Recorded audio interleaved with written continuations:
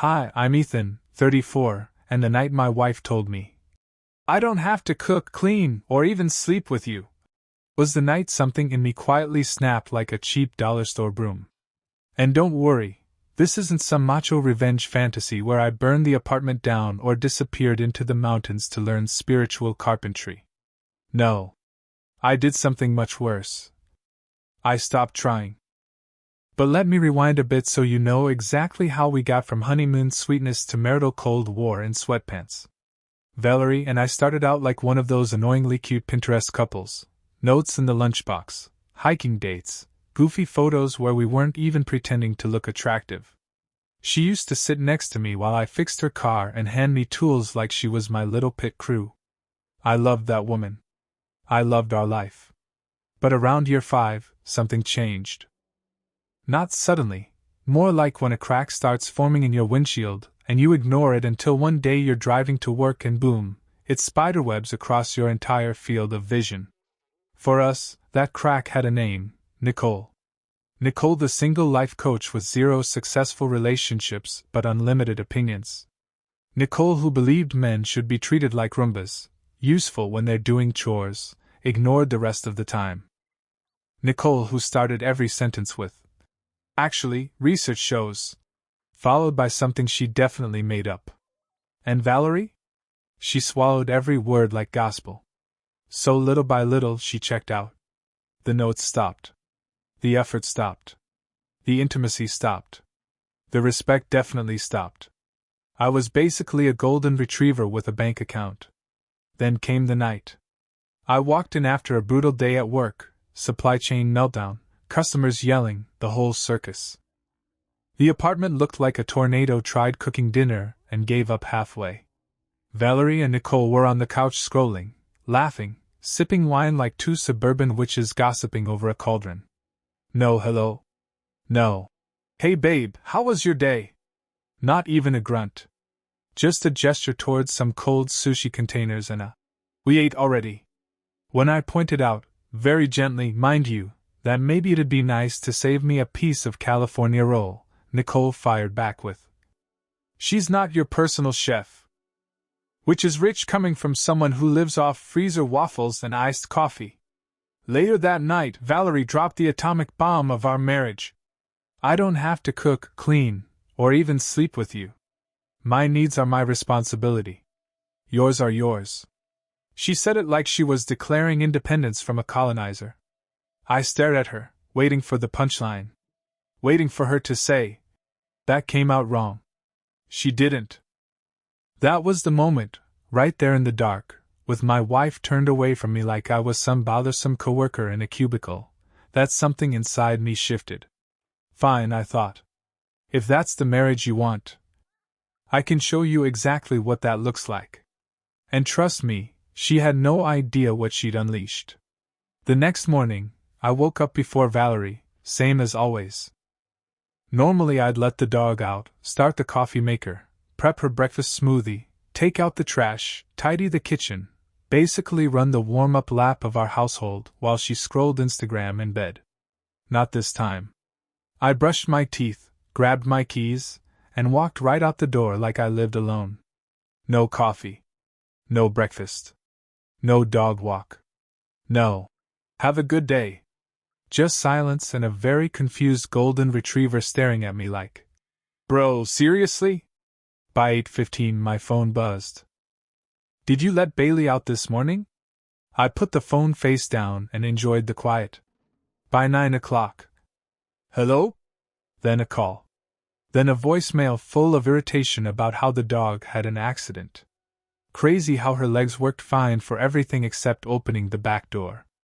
That afternoon, I hit the grocery store and bought exactly 1 week of single-portion meals. Chicken. Rice. Broccoli. Meal prep containers. 1 gallon of milk. 1 carton of eggs. Nothing more. No snacks for her. No wine. No treats. Nothing that implied I was feeding 2 people. When I got home, Valerie was sitting on the couch looking like she'd been waiting to pick a fight. She opened her mouth but froze when she saw the grocery bags. "You didn't get anything for me?" "Nope," I said, putting my chicken away. You said your needs are your responsibility. I'm respecting that. The way her face contorted, oh, pure cinema. I spent the next hour cooking dinner for one.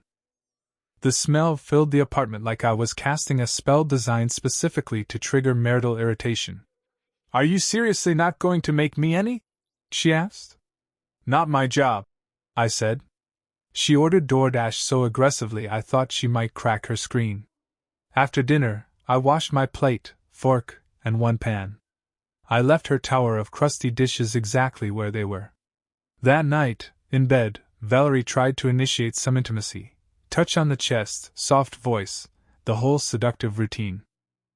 I moved her hand away. What are you doing? She whispered.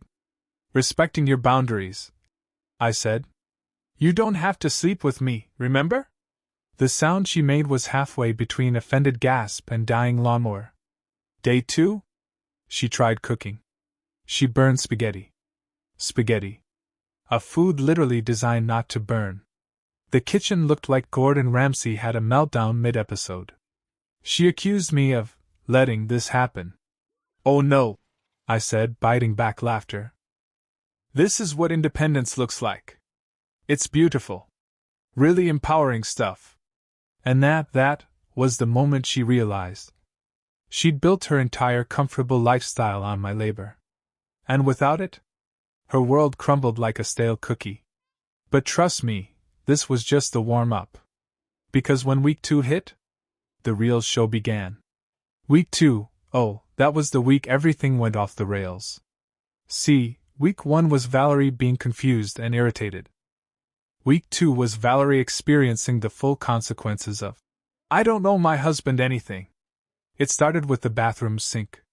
Monday morning, she stormed out of the master bath and said, The drain isn't working. It's basically clogged. Crazy, I said without looking up from my laptop. You should call maintenance. She blinked. You usually fix this stuff. Yeah, I said. I usually did. Past tense. She stared at me like I just announced I was joining a cult. Tuesday? The dishwasher started making that grinding sound it makes when the filter needs cleaning. Normally I'd roll up my sleeves and fix it in 5 minutes. I let it scream like a dying dinosaur. She flinched every time it rattled. Can you please fix this? She snapped finally. You don't have to clean, I said casually. Seems fitting that the dishwasher doesn't either.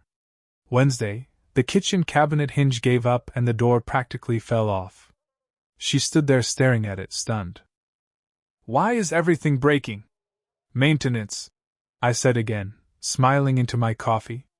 That afternoon, a handyman came and charged her $200 for stuff I could have fixed with a screwdriver and a YouTube video. She paid it. I smiled. Then came Thursday, the day I financially emancipated myself. I opened a new bank account. Transferred half our savings, exactly half, down to the penny. Set up my paycheck to deposit there. Removed myself from her credit cards. Got a new one in my name. Didn't mention any of it. I figured life would inform her naturally. And oh boy, it did. Friday morning at Target, her card got declined. My phone blew up like a slot machine jackpot. What did you do? Why is my card declined? Call me. Right now. Are you serious? This is financial abuse. I called back during lunch. I separated our finances, I said. You handle your money. I handle mine. That's equality, right? You can't just do that. I can and I did. Rent's $2,400. Your half is $1,200. I sent a Venmo request. You're insane. Nope. Just being fair. You wanted a roommate dynamic? Let's split bills like roommates. Silence. You could practically hear her brain rebooting. By Sunday, the apartment looked like a post-apocalyptic Instagram ad for why couples therapy exists. The sink was piled with dishes. The trash was a leaning tower of doom. Bailey only had water because I filled his bowl. Valerie had eaten cereal 3 times in 2 days. She finally snapped. That night, she stomped into the bedroom and said, "We need to fix this. You're acting crazy." "I'm not acting," I said. "This is me living exactly the way you said you wanted." "That is not what I wanted." "Interesting," I said. "Because it's what you said." She looked at me, eyes wide and scared like she was finally seeing the consequences of her own words. And that's when the doorbell rang. Nicole. Of course. Because nature never sends disasters one at a time. Nicole came inside like she was entering a courtroom as the prosecuting attorney. "You can't treat Valerie this way," she announced. "You're punishing her." "No," I said calmly. "I'm giving her what she asked for." Nicole scoffed. "Marriage is about partnership." "Funny," I said. "That's not what you've been telling her." Her face twitched. Valerie watched us like she was seeing two versions of reality fight to the death. And then, without warning, the most beautiful thing happened. Valerie's sister called me. She noticed something was going on. And when I explained, Valerie had literally said, "I don't have to cook, clean, or sleep with him." Her sister went quiet and said, "She actually said that out loud?" "Oh yeah," I said. And her response? "Good God. She's been listening to Nicole again." Finally, confirmation from the outside world. That week ended with our first public event since everything exploded, Valerie's coworker's rooftop birthday party. She thought I'd act normal. She thought we'd pretend for her image. She thought wrong. Because that night, everything changed. Everything broke. And the turning point hit harder than anything either of us expected. The rooftop party was supposed to be harmless. A couple cocktails, office small talk, smiling photos for Instagram, Valerie's natural habitat. I decided to go because honestly, I wanted to watch the social grenade she'd been juggling finally go off. And oh, did it go off. I showed up about an hour after she did. She told me earlier she wanted to arrive early to help set up. Translation: scope out the room so she could control the optics before I walked in. When I got there, she was already holding court, laughing too loudly, hair perfectly curled, making sure her coworkers saw her in peak "I'm thriving" mode. And standing next to her like a demon perched on her shoulder? Nicole. Of course. The moment I walked in, I saw Valerie's eyes flick over to me. Not in a "Yay! My husband's here" way. No. It was the "Why aren't you coming over here and validating my existence? Look." Too bad. Validation was no longer on the menu. I grabbed a drink, chatted with a few coworkers I knew, and kept my distance. And here's the thing, they liked me. I'd helped one guy move last summer. Another always asked me for gym advice. So while Valerie tried to perform confidence across the rooftop, I was talking sports and laughing like a guy who definitely wasn't suffering at home. That alone irritated her. Then Nicole made her move. She strutted over like she owned the place, holding her wine glass like a prop on a reality show. "You came," she said, surprised and disappointed at the same time. "Wouldn't miss it," I said. "Valerie said you two were having issues." "She's right." Nicole smiled like a cat that spotted a slow mouse. "Well, maybe if you supported your wife the way she needs." I took a sip of my drink. "Nicole, you've spent the last year telling Valerie she doesn't owe me anything. No cooking, no cleaning, no consideration. And now that she's living with the consequences of that, suddenly I'm the villain?" Her face cracked. "You're manipulating her," she snapped. "I'm being consistent," I said. "The thing you are violently allergic to." The two guys behind me choked on their beers. Nicole retreated like I'd sprayed her with holy water. Valerie watched the whole thing from across the rooftop, eyes wide, jaw tight. She didn't come over. She didn't say a word. She just stared at me like she was seeing someone she didn't recognize. An hour later, she tried to corner me by the bar. "You barely talk to me," she hissed. People noticed. "Oh no," I said in the flattest voice possible. "Not people." Why are you acting like this? We look like we hate each other. Do we not? That stopped her cold. I don't hate you, she whispered.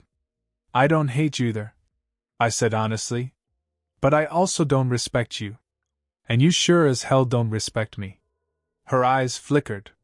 Fear again. Real fear. She opened her mouth to argue, but I walked away first. For the first time in 7 years, she followed me.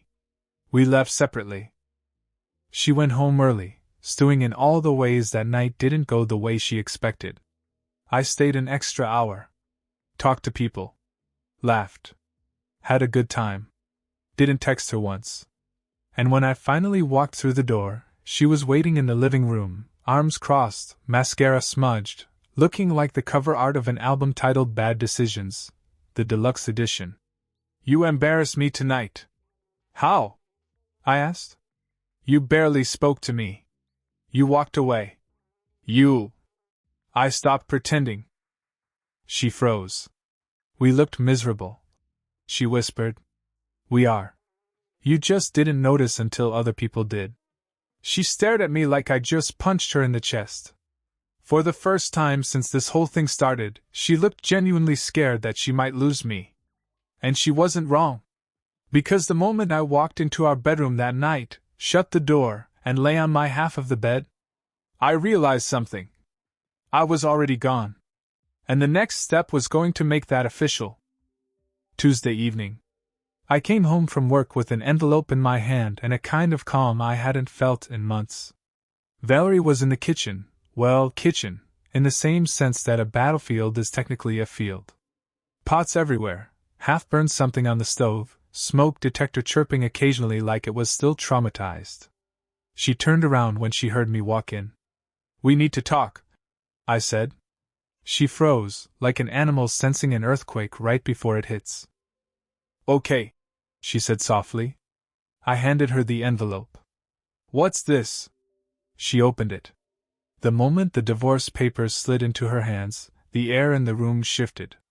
Like all the oxygen got sucked out. She stared at the first page. Then reread the first line. Then reread it again, as if the words might rearrange themselves into something less catastrophic. You filed? She whispered. Filed, I said. Past tense. Her knees buckled a little. She leaned against the counter like someone had removed her bones. This is insane, she stammered. You're not serious. You can't be. I'm completely serious. You're divorcing me? Over one fight? One fight? Valerie, this wasn't a fight. This was you showing me exactly how you feel about partnership. And then doubling down on it for a month while I showed you what that actually looks like. Her eyes filled instantly. I didn't mean it, she said. I was angry. I was frustrated. I didn't mean any of it. You meant it enough to repeat it. To live it. To defend it. To let your friend cheer you on like you were freeing yourself from oppression by not respecting your own husband. But we can fix this, she pleaded. I'll try harder. I swear I will. No, I said quietly. I'm not doing another round of you making promises and slipping back into old habits once you feel secure again. She took a shaky step forward. Please, Ethan. I love you. You love what I did for you, I said. But when I asked for bare minimum partnership, you acted like I was trying to control you. I'm done teaching a grown woman how to be a partner. Her face crumpled. Then, like clockwork, she called Nicole. I heard Nicole's voice shrieking through the phone. He's manipulating you. He's unstable. You need to protect yourself. Document everything. He can't do this. I walked into the bedroom, packed a bag I'd already planned for, and walked out again. She followed me into the hallway, sobbing so hard she was hiccuping. Please don't leave. Please, Ethan. We can fix this. I'll go to counseling. I'll do anything. You had years to do anything, I said. You chose nothing. I left. Checked into a hotel. Turned my phone off. And slept for 9 straight hours without a single ounce of tension in my body. The next morning, she was officially served. My phone exploded. 20 missed calls. 47 texts. 3 voicemails. 1 from her mother. I ignored all of it. By Thursday, my lawyer called to tell me Valerie had hired an attorney, who immediately requested spousal support. I laughed so hard I had to mute the phone. This woman, who made $55,000, had no kids, no debt, and could easily afford her own apartment, suddenly wanted me to fund her independence. My lawyer said we had nothing to worry about. Friday, I stopped by the apartment at a time I thought Valerie wouldn't be home. But she was. So was Nicole. And they were arguing. Hard. Nicole. He was controlling you. He isolated you. He's not worth it. Valerie. He wasn't controlling me. He was taking care of me. And I treated him like crap because you told me to. Nicole. You're being dramatic. Valerie. No, you ruin relationships and drag people down with you. It was beautiful. They didn't notice me until I stepped inside. Nicole grabbed her purse like I was a wild animal and bolted out the door. Valerie turned toward me, wrecked. Makeup smeared. Eyes red. Hands shaking. Ethan, can we talk? She whispered. Against my better judgment, I stayed. She tried to make her case. She tried to promise change. She tried to tell me she'd be different. And the worst part? I believed she meant it in that moment. But I didn't believe it would last. You want to be a better partner, I said. Good. Be one, for the next guy. Because I'm done. She sobbed harder than I'd ever seen. But I walked out. And I didn't look back. 3 months later, the divorce was finalized. Simple. Clean. She didn't contest. We split everything evenly. I got the dog. She got a 1-bedroom apartment in Mesa. Nicole got blocked. And me? I moved into a place that actually felt like home. Which brings us to part 6. The final part. The part where everything settles, and I tell you what happened after the dust cleared. 3 months after the divorce was finalized, something strange happened. My life got quiet. Not empty. Not lonely. Just quiet in a way I hadn't realized I'd been craving for years. My new apartment, my space, felt like oxygen. No dirty dishes magically appearing. No emotional weather system shifting every 20 minutes. No Nicole circling like a crow on a power line. Just a gym set up in the second bedroom, a fridge full of meal-prepped food, a couch that didn't have glitter on it for no reason, and Bailey snoring next to me every night like a furry white noise machine. I'd always thought peace was boring. Turns out peace is addictive. Meanwhile, Valerie? I didn't hear from her. Not directly, anyway. Her sister Lana gave me occasional updates, not in a gossip way, but in a you deserve context way. Valerie and Nicole? Friendship over. Nuclear level fallout. Apparently that last argument I walked in on was the breaking point. Nicole called Valerie weak. Valerie fired back that Nicole couldn't keep a relationship alive for longer than a houseplant. Ouch. Nicole blocked her on everything by the next day. Truly shocking to no one. Valerie moved into a small 1-bedroom in Mesa. Started therapy. Picked up some hobbies. Took extra hours at work. Even joined a weekend hiking group. It sounded like she was trying. Trying in a way I begged her to try back when it still mattered.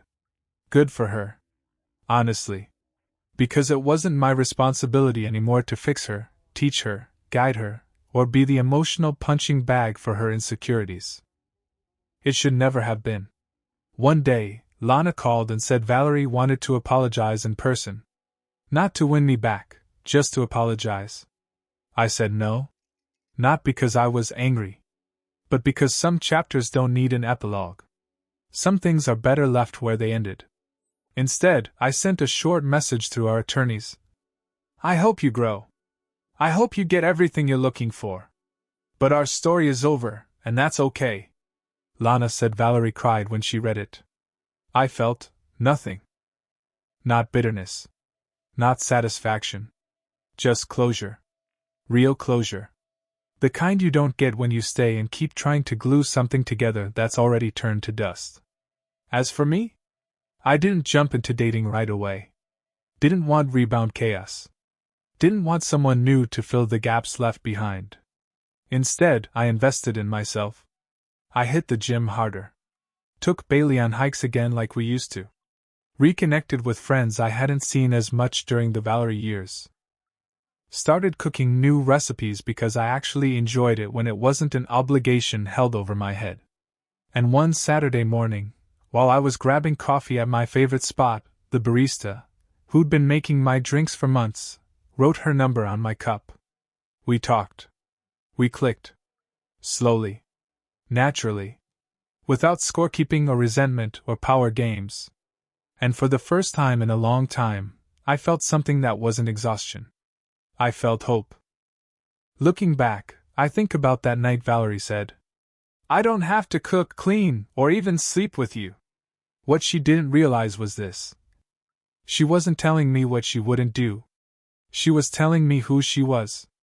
And once I saw that clearly, once I stopped filling in the blanks with who I hoped she could be, I finally walked away. Not out of anger. Not out of spite. But because sometimes the healthiest thing you can do is stop lighting yourself on fire to keep someone else warm. And the moment I chose myself, my life began again. Bailey's doing great, by the way. He loves the new place, loves the new routine, loves not living in a house full of constant tension. Honestly, so do I.